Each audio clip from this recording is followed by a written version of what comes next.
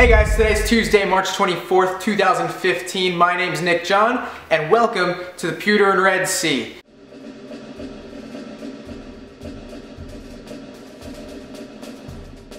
Topics we're going to run down today. Adrian Peterson. Is it a viable option for the Tampa Bay Buccaneers? We'll see. Recent acquisitions. Not a lot to tell, but I'll let you know. We're going to go around the league today, too, in a segment that I like to call Beyond the Bay. Adrian Peterson's not getting along with Vikings brass. We all know about the incident that he had involved beating his son with a switch this past season. Played the first game and then did not play again. AP's a talented running back. We all know that. When he's playing and he's healthy, he is one of, if not the best in the league, one of the best all time. Is it worth it though? Is it worth it for a team like Tampa Bay, for instance, to bring in a guy like Adrian Peterson? On the surface, of course you'd say, probably hell yes. I mean, look at the talent level, look at the body of work that he's accomplished over his years in Minnesota, and you want a guy like that, of course, especially when you're going to have a young quarterback. It's a given at this point that the Buccaneers are most likely going to take a quarterback at #1 overall or in this draft.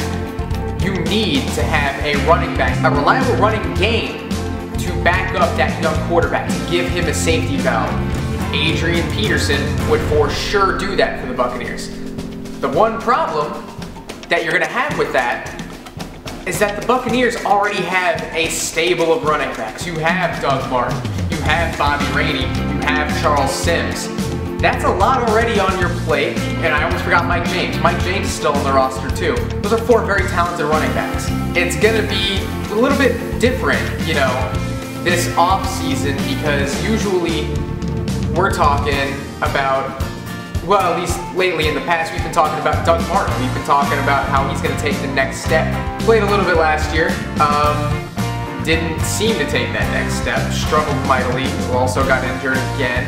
There's Charles Sims, who we did not get to see much of, but was very, very much hyped by Lovie Smith, by the coaching staff when he was drafted. Because again, that was a very controversial pick to take in the 3rd round when they knew they needed guard. They went with the running back instead, which was already a position of strength for the team. So we're looking to see big things from Charles Sims this season. Mike James is a guy that I've always liked. I've always thought he runs hard. He had that great game at Seattle a couple of years ago where he rushed, I think, for like 127 yards and a touchdown. And he just looked incredible in that game, and I always thought that he has a world of potential if he gets his opportunity, but I'm not sure he will get that opportunity in Tampa Bay. The depth chart's too full, and then you gotta think, what happens if they bring in Adrian Peterson? Do you trade Doug Martin? Most likely yes. Do you keep Bobby Rainey around? I would like to see Bobby Rainey stay here. Mike James is for sure then most likely a goner, and Charles Sims, who knows, they might hold on to him, they might use him as a trade piece because he's a very talented, multifaceted running back. There's plenty of things that could happen there. But the bottom line, do I think that Adrian Peterson is going to become a Buccaneer? Realistically, no. I don't think that will happen. Unless the Vikings release Adrian Peterson of his contract and he's free to sign with any team, I don't think the Bucs have a shot. You could try and trade for him, sure. What's it going to cost you though? Is it going to cost you some draft picks from this season or next season? And you're in a rebuilding stage already, so why would you want to give up these draft picks? I don't think it's worth it to go ahead and go get Adrian Peterson. You have draft picks and then you gotta, you know, pay a salary still, which is when you have other running backs, other talented running backs on your roster, why would you do that? Why would you do that to yourself? I don't foresee the Buccaneers going after Adrian Peterson. I might be wrong. Let me know in the comment section down below. What do you think about the Buccaneers possibly grabbing AP? Do you think it's realistic? Do you think that they should do it? Let me know. Now we'll get to some acquisitions, and really there's not much to talk about on that front. The one big different acquisition that we now know about is Sterling Moore. Sterling Moore, quarterback from the Cowboys. He's now the 3rd Cowboy that we've signed in this offseason. Sterling Moore now provides more cornerback depth. So you already have Alteron Burke. You have Jonathan Banks. You have Sterling Moore now. You have, I'm forgetting Mike Jenkins, who got hurt after the first game last year, I believe. That's huge getting Mike Jenkins back. Veteran corner, local kid. going to be great to see him back. And then I think you still have Leonard Johnson, if I'm not mistaken. So, while Leonard Johnson's not everyone's favorite, as the 5th corner, yeah, that might be an option there. So, you have a lot of corners to choose from now if you're Lovie Smith. The depth chart is full, and I love it. Alteron Burr really came on strong in the middle of last season, I want to say. It took him a little bit to get his feet under him in Tampa Bay. Jonathan Banks took a step and a half, and showed his true talent. This guy's going to be good. I hope he's on the Buccaneers for years to come. But yeah, now you have depth at the cornerback position, and I'm really excited about that because it's been a while since we've had true depth at that position. That was really it. That was really the only signing over this past week. We thought we'd be getting more Bucs news.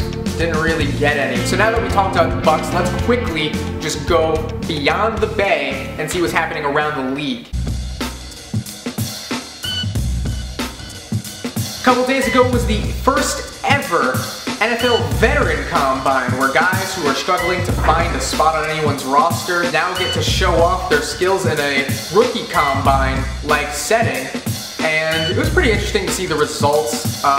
You definitely can see how the age of running backs really hurts. You had Michael Bush run a 4.91 or 4.92. And he was a talented running back out of Louisville coming out of the draft, and the Raiders really liked him. He did run well when he was healthy. However, now Father Time is catching up with him. That 4.9 is not going to cut it at the NFL level, and he knew it. As soon as he was done running that 40 and saw his time, he said, well, there goes my career. I hope for your sake that you were wrong, but I kind of think you're right. We also have big news out of Cleveland. Johnny Manziel, everyone's favorite party boy, still in rehab and will be exiting rehab and returning to the team on, get this, April 20th, also known as 420. Really? Really, Cleveland? You know that the guy likes to party. And yet you choose a stoner holiday to let him make his return. Sure, I know he went to rehab for alcohol. Yeah, wasn't weed. Either way, you know, I don't really need to write a punchline for that joke. The joke's kind of just already there. Other things going on around the league. Darren Sharper was sentenced by a judge. I don't know what the sentence is. I really don't care. I just know that now people are talking about, oh, how does this affect his Hall of Fame status? Yeah? We're gonna talk about a convicted rapist going into the NFL Hall of Fame? Why don't you just shoot the NFL right in the head right now? Because it ain't gonna survive that. It's already been through a PR disaster with the whole, pretty much Roger Goodell's tenure has been a PR disaster. You're gonna go ahead now and talk about how this might affect Sharper getting into the Hall of Fame? Hell no! He's getting what he deserves. He doesn't deserve a gold jacket because the gold jacket represents being an outstanding person off the field as well. Or at least it should. I know Warren Sapp doesn't really fit that mold, and a lot of other guys don't really fit that mold, but it should stand for a higher standard in my opinion. Screw Darren Sharper and what the hell he did. Saints general manager Mickey Loomis has said the Saints are not looking to trade Drew Brees, so Tampa, we can all exhale. This is incredible news, because I don't know if you heard the rumor floating around the past couple weeks. It was that, yeah, the Saints are looking to trade Drew Brees to the Tampa Bay Buccaneers, because the Saints want that #1 overall pick to take Jameis Winston, and they want to give the Buccaneers a aging veteran quarterback whose best years are behind him. So, as you can tell, I was very pissed off at that rumor. I'm glad that that rumor now is not true and that the Buccaneers will not fall for that bait. Yeah, sure, Drew Brees is a great quarterback, gonna be a Hall of Famer one day. That's awesome. What's not awesome is mortgaging your entire future of a franchise to try to get a quarterback whose window is maybe 2 years. Drew Brees' window to win a Super Bowl is probably the next 2 years. And you have to have the roster built around him to win that Super Bowl. Do the Bucs have that roster? Probably not, no. Sure, the Bucs have a pretty good offense right now. Defensively, they can improve. Offense is the problem because you need an offensive line to block for all of this talent that you have. So you have all this talent at running back. You have talented wide receivers. You need to block for that young quarterback. You need a block to open up running lanes for these talented running backs. If you put Drew Brees there for the next 2 years, he's just gonna die. His NFL career is gonna die. He's gonna get killed back there. So I'm glad the Buccaneers did not trade for Drew Brees. Glad that they did not mortgage their future with Jameis Winston or Marcus Mariota or whoever the hell they're gonna draft. And now they can just focus on drafting that quarterback and then building an offensive line around him for years to come. I don't want a veteran quarterback. I don't want a Band-Aid to go over this roster. The Bucs need to grow, and they need to grow quickly. They cannot have a veteran lead this team to mediocrity again. I can't have that.